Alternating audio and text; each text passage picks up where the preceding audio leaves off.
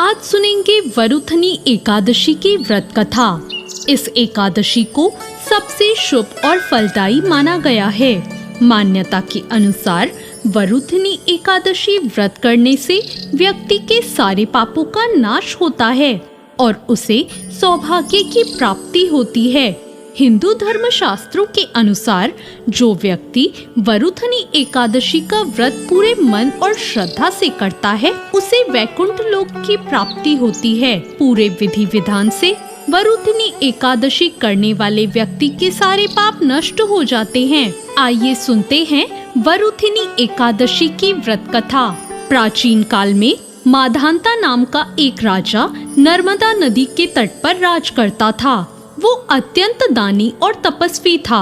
राजा हमेशा धार्मिक कार्यों और पूजा पाठ में लीन रहता था।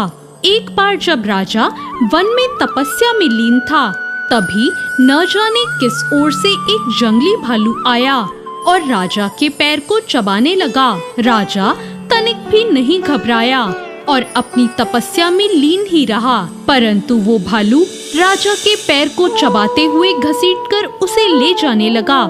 तब राजा ने तपस्या धर्म का पालन करते हुए, बिना क्रोध करते हुए अपनी रक्षा के लिए भगवान विष्णु से प्रार्थना की। राजा की प्रार्थना सुनकर भगवान विष्णु वहां प्रकट हो गए और अपने चक्र से उन्होंने भालू का वध कर दिया और राजा को बचा लिया। राजा के पैर को भालू पहले ही खा चुका था। जब राजा ने अपने पैर की हालत देखी तो उसे अत्यंत पीड़ा हुई। वो अपने पैर की हालत देखकर बहुत दुखी हुआ। अपने दुखी भक्त को देखकर भगवान विष्णु ने कहा, हे वत्स, तुम शोक न करो, तुम मथुरा जाओ और वरुथनी एकादशी का व्रत रखकर मेरे वराह अवतार की मूर्ति की पूजा करो। व्रत के प्रभाव से तुम फिर से संपूर्ण अंगों वाले हो जाओगे। भालू के द्वारा तुम्हारे पैर का नष्ट हो जाना तुम्हारे पूर्व जन्म के दुष्कर्मों की सजा थी। भगवान विष्णु की आज्ञा को तुरंत मानकर राजा माधांता ने मथुरा जाकर पूरे श्रद्धा और लगन से वरुथनी एकादशी का व्रत किया। व्रत के प्रभाव से शीघ्र ही राजा पुनः संपूर्ण अंगों वाला और सुंदर हो गया। तो ये थी वरुथनी एकादशी की व्रत कथा। वरुथनी एकादशी के दिन सुबह जल्दी उठकर स्नान करके स्वच्छ वस्त्र धारण करें।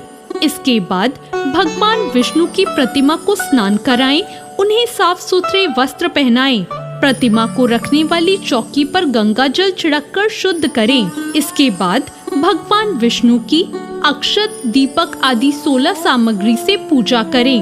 भगवान विष्णु को गंध, पुष्प, तुलसी आदि अर्पित करें। व्रत के दिन भगवान विष्णु को भोग अवश्य लगाएं। रात के समय भगवान विष्णु और देवी लक्ष्मी की पूजा करें। हिंदू मान्यताओं के अनुसार पीपल के पेड़ में भगवान विष्णु का वास होता है, इसलिए वरुथनी एकादशी के दिन पीपल के पेड़ पर जल चढ़ाना बहुत शुभ माना जाता है। वरुथनी एकादशी के दिन भगवान विष्णु को पीले फल, पीले रंग की मिठाई का भोग लगाना भी बहुत शुभ होता है। एकादशी के दिन भगवान विष्णु के साथ माँ लक्ष्मी की पूजा करने से घर में सुख, समृद्धि और धन का आगमन होता है। जो भी व्यक्ति वरुथनी एकादशी का व्रत पूरे मन और श्रद्धा से करता है उसे मोक्ष की प्राप्ति होती है। तो ये थी आज की कथा। आपको ये कथा कैसी लगी कमेंट करके जरूर बताएं।